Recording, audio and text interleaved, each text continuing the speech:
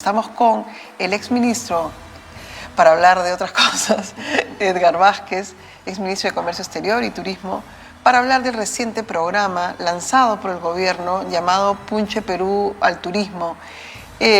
Parte de la falta de diálogo y de estas protestas sociales han afectado, la industria del turismo, que desgraciadamente no ha podido llegar a las cifras pre-pandemia. Cuénteme qué piensa usted de lo que está pasando ahorita de este programa lanzado por el gobierno. Buenos días, Pablo, un gusto estar contigo. Y bueno, me sumo a esta circunstancia de falta de diálogo que está afectando a todos los peruanos en todos los ámbitos, ¿no? Inclusive en el sector turismo también. Creo que ninguna actividad económica, social en el Perú está exenta de estas circunstancias. Pero en particular el sector turismo es una actividad que está sumamente golpeada. Ha sido la más afectada durante la pandemia, de lejos. En términos generales, el turismo retrocedió en algún momento hasta 90% de lo que solía ser antes de la pandemia. Wow. En términos del turismo receptivo, el pico que alcanzó el Perú fue 4.4 millones de turistas extranjeros. El año pasado hemos llegado a 2.5. Es decir, estamos un poquito por encima del 50% de lo que tuvimos antes de la pandemia. Claro, 2019, ¿no? Exacto. Y en una circunstancia lamentablemente de desventaja, porque hay otros espacios geográficos en el mundo que incluso ya han superado sus cifras pre-pandemia. El Caribe, hablando de Latinoamérica, el Caribe, Brasil, Colombia, ya están o al 5% debajo de lo que tenían antes de la prepandemia o han superado las cifras prepandemia. Y nosotros, lamentablemente, como país, no hemos sabido resolver distintas circunstancias y ahora, como sabes, la convulsión social se suma al efecto negativo de la pandemia sobre el turismo. Y estamos hablando de más de 1,5 millones de peruanos que dependen de esta actividad, porque muchos creemos que el turismo es el hotel, ¿no? O es de repente el centro de atracción turística, el monumento, la ciudad o el parque arqueológico, etc. Pero el turismo es una serie de actividades mucho más complejas. Está desde el taxista, el transportista turístico, el guía, el portador, la agencia de viajes, el restaurante, las propias personas que trabajan en el restaurante, ¿verdad? El cocinero, los mozos. Es decir, el engranaje del turismo es muy rico.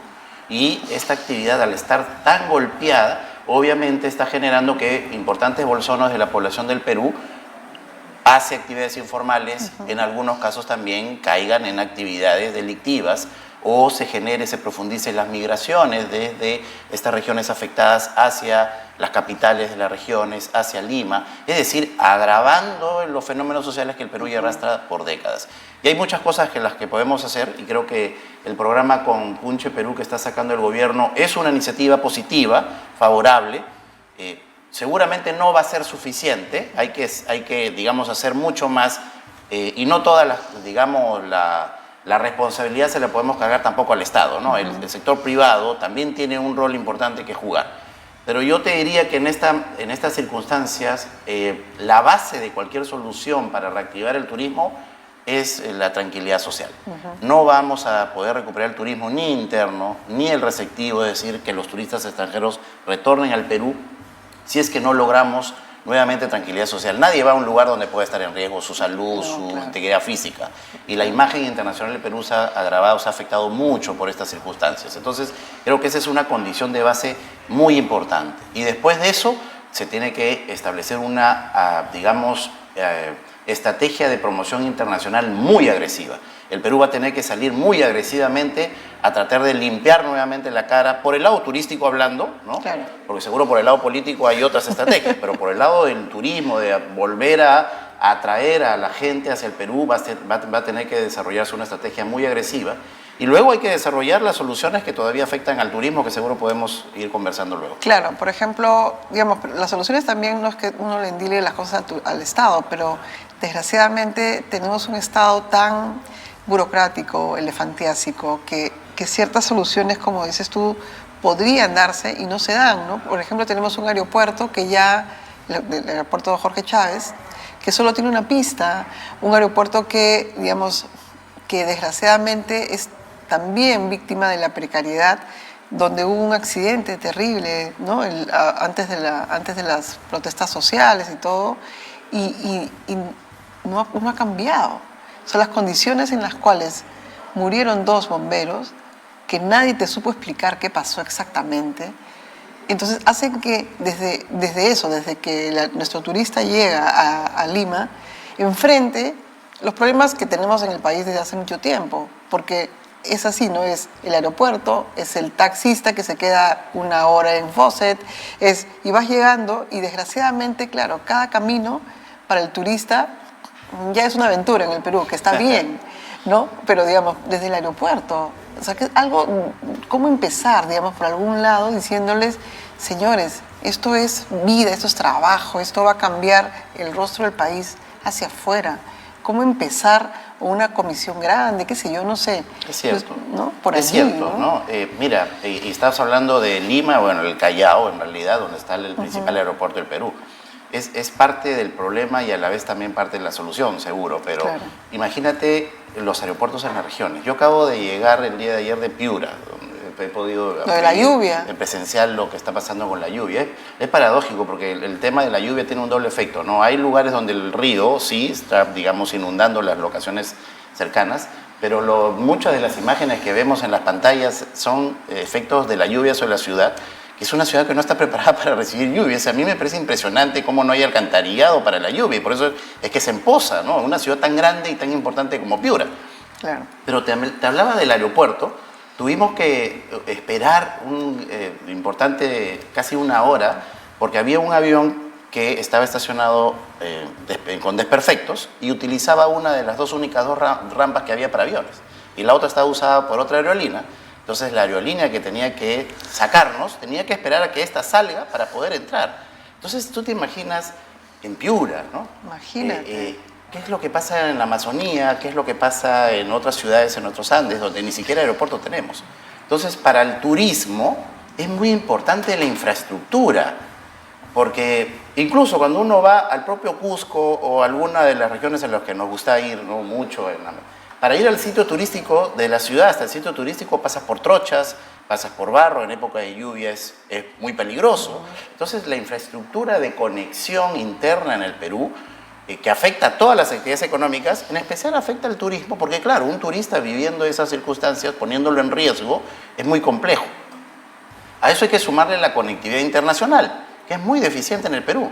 En realidad nuestra conexión internacional es básicamente a través de Lima, y es parte, como te decía, del problema y la solución. Claro. Hay que descentralizar también la conectividad internacional del Perú.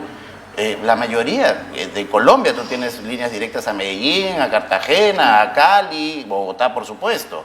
En el Perú todo es Lima, hay que descentralizar, hay que ir a generar estrategias, convencer, por supuesto, a las aerolíneas internacionales a utilizar otros aeropuertos, pero para eso hay que generarles la infraestructura necesaria, ¿no? Y no hay que olvidar que finalmente, en el caso del turismo, si bien seguro nos distrae la protesta social, la falta de infraestructura, también hay que seguir trabajando en paralelo en la calidad, porque cuando esto se resuelva, que estoy seguro que finalmente los peruanos vamos a lograr resolverlo, y empecemos nuevamente a recuperar el turismo, van a empezar a aparecer las falencias del pasado, la falta de calidad, la informalidad, la inseguridad. Entonces, más bien en estos momentos es un buen espacio de tiempo para trabajar en esas líneas, para generar los estándares de calidad suficientes para que el turismo, tanto nacional como internacional, tenga todas las condiciones apropiadas para cuando sea el momento de promover agresivamente y recuperar la actividad turística, espero yo, en muy corto plazo, porque estás duramente golpeada. Claro, además yo creo que se necesita, mientras estás solucionando el problema, ya tienes que haber hecho el análisis del problema y estar, o sea, digamos, es como que no se puede dejar... Y de análisis en el Perú somos campeones. O sea, no, eso claro. hay un montón de planes y análisis. En eso creo que estamos sobreevaluados. Lo que necesitamos es empezar a implementar. Claro. Y ahí sí yo quisiera añadir algo, ¿no? Y creo que cada vez se está notando más. En el turismo las actividades están descentralizadas, es decir, los responsables de turismo en las regiones son los gobiernos regionales. El Mincetur tiene la política nacional, pero quienes son los responsables del desarrollo de la estructura y de la actividad económica del turismo en las regiones es el gobierno regional. Y cuando uno interactúa con los gobiernos regionales, las problemáticas que uno ve en el estado del gobierno central con falta de capacidad de técnicos apropiados, cambios y rotaciones constantes, muchas veces copamiento político de los puestos de trabajo, en las regiones eso es aún más extremo. Entonces no cuentas con profesionales que realmente estén a la altura de las necesidades de las regiones para poder llevar adelante la implementación de los planes regionales de turismo y las estrategias que requiere cada región para potenciar sus recursos turísticos, porque en Perú tenemos una riqueza impresionante de recursos turísticos, pero recurso no es lo mismo que producto turístico. Entonces, para que construyamos un producto turístico, necesitamos mejorar la infraestructura, la calidad, generar un concepto detrás de él, promover. Entonces, estamos hablando de algo más complejo y, bueno, muchas veces, pues, los perfiles de los funcionarios de las regiones están, pues, no alineados a las necesidades de estas regiones, ¿no? Y ahí hay un problema, de nuevo, con el proceso de descentralización, ¿no? Claro. Les hemos dado funciones, pero no les hemos dado capacidades y muchas veces no se les dan los recursos. Claro, se les da funciones, no se les da, pero igual es como el huevo o la gallina, ¿no? ¿Dónde está el problema y dónde está la solución? Ese es el gran drama, digamos, también porque no vamos a dejar de recibir turistas. O sea, No, la por gente supuesto. quiere seguir viniendo a ver a Perú, o sea, y ver Machu Picchu, selva, digamos, no ahorita, pero digamos en época que no es de lluvia, ¿no? Perú es un atractivo muy, está allí. Claro, el Perú es inmensamente rico en el potencial turístico. Claro. Yo te decía, en el pico llegamos a 4.4 millones de turistas y España en su pico supera los 80 millones de turistas. Y no podemos pensar, por todo lo lindo que seguro es España y sus atractivos, no podemos pensar que el Perú Claro. no los tiene en más aún, ¿no? Entonces, pensar en que algún día el Perú pueda recibir 80 millones de turistas internacionales, hablando, más allá del turismo interno, es pues seguramente cambiarle la dinámica de desarrollo a muchas de nuestras regiones, porque ahí está su potencial. Pero si Ibiza, que es una isla, no sé, debe ser la cuarta parte de San Isidro, Ibiza recibe al año 7 millones, 7.5, 8 Claro. millones de personas. Claro, Es una para mí, cuando yo me enteré, no podía creerlo. es cierto. Montmartre, que es la catedral en París, recibe más turistas, creo que 2 veces el turismo que recibe Perú. Solo un sitio turístico en París. Entonces, el potencial que tenemos es enorme, pero nuevamente, en esta coyuntura, el primer paso es resolver nuestros problemas sociales. Necesitamos tranquilidad social porque el turista nuevamente no va a ningún lugar en donde haya una alerta roja. Las embajadas han puesto alerta roja sobre el Perú.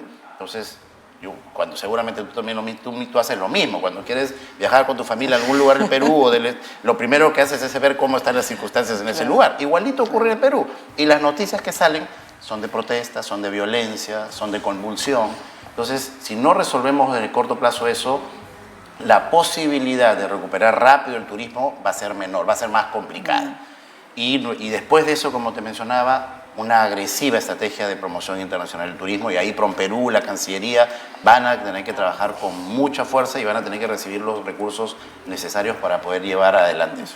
Claro, además no solo es la campaña Punche Perú Regional, es un tema Exacto. que tiene que ver con la conectividad que no ha sucedido, y además tiene que ver con una mirada mucho más autocrítica al proceso de descentralización. Yo creo que en el Congreso, si ustedes, uno de los temas, bueno, me imagino que uno de los temas que no quieren es acortar las elecciones, pero el segundo tema es evaluar el tema de la descentralización. ¿Por qué? Porque es un tema, no solo es un tema sistémico, sino porque, como acabas de decir, quita las prebendas, pues, ¿no? ¿Cuántos puestos tienen que ver con mi partido, Claro. en esa zona? O sea, digamos, porque si se haría una autocrítica de nuestro proceso de descentralización, se quitarían muchísimas de las funciones que no pueden hacer. O sea, porque no solo es el tema turístico, estamos hablando del tema educativo, el tema de salud, lo vivimos en la pandemia. Volveríamos a concentrar todo, entonces generaríamos una circunstancia también de rechazo en las regiones. Y yo no sé si todo, pero ni siquiera se discute, ¿no? Claro, volvemos de nuevo al tema que ni siquiera conversamos. Yo creo que acá es muy importante varias cosas, ¿no? Pero en estas circunstancias de modernidad, la digitalización podría ayudar mucho, ¿no?